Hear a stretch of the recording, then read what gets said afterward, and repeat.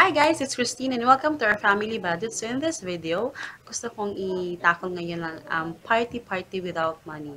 So ngayon gusto kong ibahagi sa inyo ang aming mga kamalian na nagawa namin before na sana ay wag nyo na lang sanang gawin or wag nyo lang sanang ulitin kung gusto nyo mas makapag-ipon ng malaki.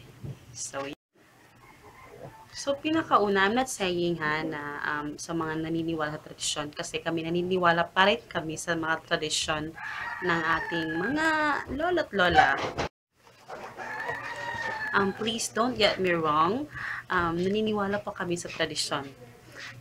We celebrate Christmas, lahat ng mga tradisyon na inaano sa natin, ating kinagisnan. So, eto lang ang tradisyon ng sa pagbe-birthday. Walang masama sa mga tradisyon na yan. Ang masama lang ay yung sinusunod mo itong tradisyon na to na hindi mo pinaghahandaan. Parang go with the flow ka lang. Parang hindi mo siya pinagpaplanuhan. So, yun yung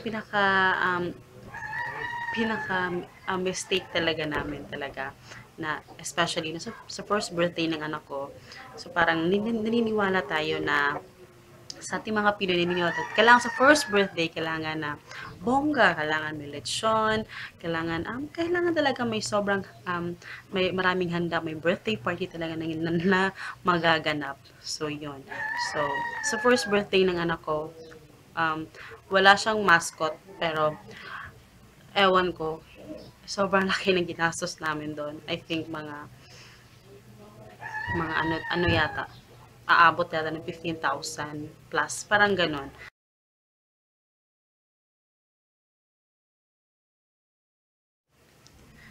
Sa second birthday naman ng anak ko, parang may mascot nga, pero parang pareho lang din yung gastos namin doon. So parang pag iniisip ko pa lang siya, yung mga before na ginawa namin, parang sana kung inipon ko na lang sana yun, malaki na sana yung na-save namin ngayon.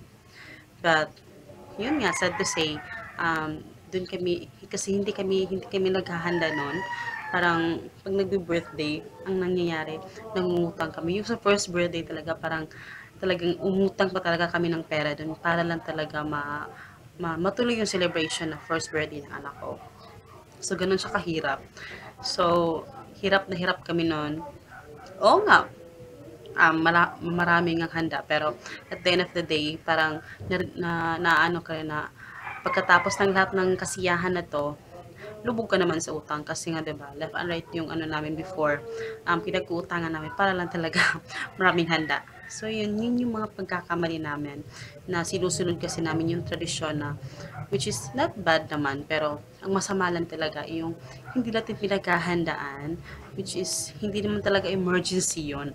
Alam natin na darating talaga yung birthday ng anak natin, so kailangan natin paghandaan, 'di ba? So, go for tradition.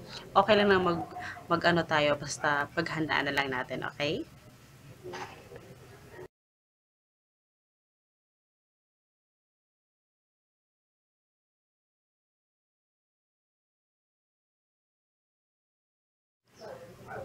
So, yung pangalawang pagkakamali namin ay hindi namin pinag-ipunan. So, kasama na rin yun sa paghahanda na dapat nag-iipon tayo.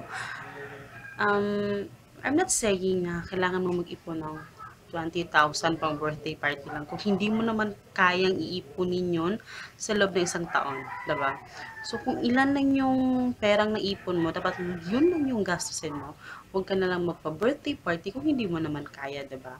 So, at least, pinag-ipunan mo siya. Nag-set ka ng goal mo na kailangan 10,000 I think is enough na. Ang importante lang naman kasi, yung anak natin, mas ma-enjoy. Kasi, na-realize ko din yun first birthday and second birthday. Hindi naman na-enjoy yung anak ko. Parang na-stress lang siya. So, parang ngayon na mas practical na yung pamumuhay namin ngayon. Pag na-realize ko din na mas masaya sana kung pumunta na lang kami sa mall or something, nag-family dinner na lang kami ng kami-kami lang, or sa mga both sides ng parang parents lang ng asawa ko at saka parents ko, parang yun lang yung naisipan ko din na sana naging gano'n na lang. Tapos pina-enjoy ko na lang sa mga rides, gano'n. Kasi mas importante kasi yun, na mas sa birthday party na masaya yung anak natin. Kasi sa birthday party usually, ang nangyayari, tayo mga parents ang nagiging masaya, which is yung ating anak, hindi talaga sila pag nasi-stress kasi nga 'di ba, parang bata pa nga kasi talaga sila. Parang hindi pa nila alam yung mga nangyayari sa paligid, 'di ba? So, 'yun dapat nating pag-ipunan. So, importante 'yun. 'Yun yung mga pagkakamali namin na ginawa in the past na sana ay hindi na talaga mauulit ngayon. So, 'yun. Pangatlo at pinakaimportante ay yung pride. Yes, I'm very much guilty sa ganitong mga pagkakataon. Etong pride. Siguro hindi nyo lang maang sa sarili nyo, pero ako aaminin ko talaga. Sa pride natin. Kasi kasi yung ano ko, meron mga kabatch-batch na ganun. Parang naano tayo na pag may nagbe-birthday party na mas maganda yung birthday party, maganda yung cake, mga balloons, ganun, mga mascot, para tayo na ano na kailangan yung anak ko ganun din.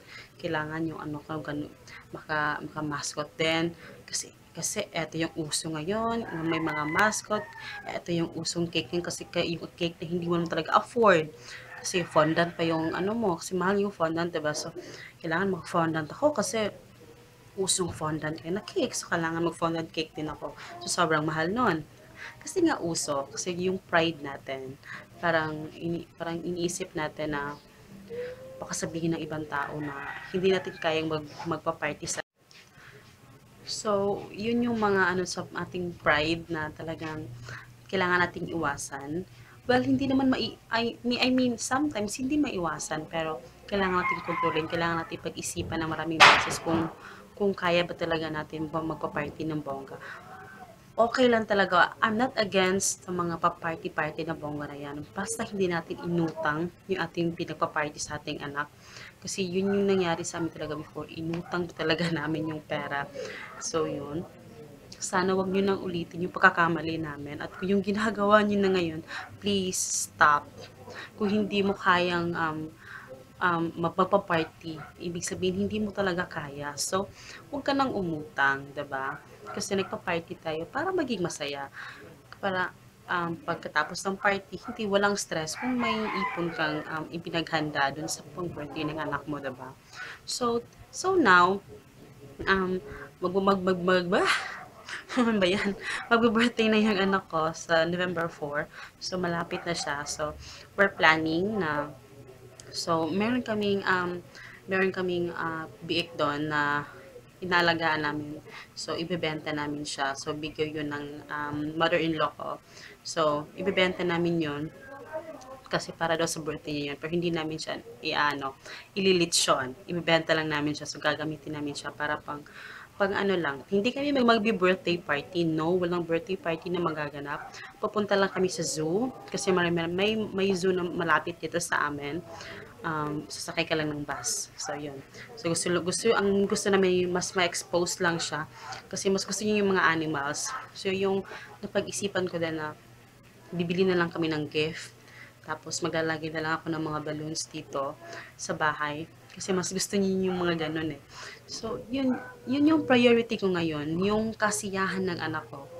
Kasi actually, yung mga 1 and 2 years old, parang naisip ko din, ang nagiging masaya talaga yung parents, hindi yung anak natin. Kasi wala pa silang kamuang-muang kasi nun eh. So, yun yung reality talaga. Which is, yun yung talagang naranasan ko na gano'n.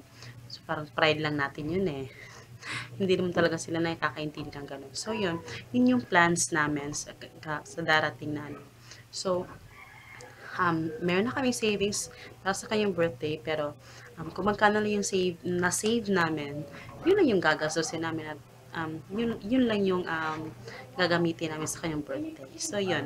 Ganun lang yung birthday. So, iba-vlog ko na lang siya kung ano yung mangyayari. Sana, hopefully, magiging matupad namin yung ano namin plan.